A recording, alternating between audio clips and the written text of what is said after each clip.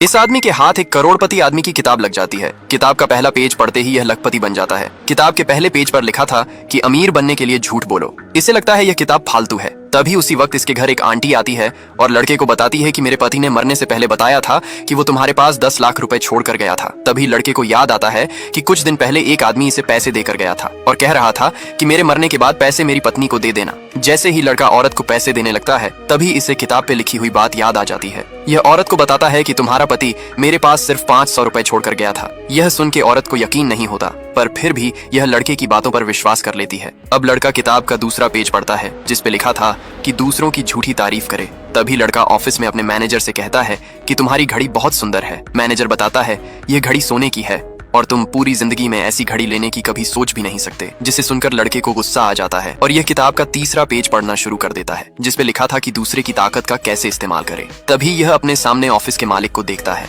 यह मैनेजर से कहता है तुम्हारे पास जो घड़ी है वैसी ही दिखने वाली एक घड़ी मुझे ऑफिस के मालिक ने गिफ्ट दी थी, पर वो मुझसे खो गई है। तभी लड़का ऑफिस के मालिक से इशारों में पूछता है समय क्या हुआ है। मालिक कहता है तुम्हारी घड़ी कहाँ गई। यह सुन के मैनेजर अपनी घड़ी उतार देता है। इसे लगता है ऑफिस का मालिक इस लड़के का रिश्तेदार है, जिस वजह से यह घड़ी लड़के को दे देता है।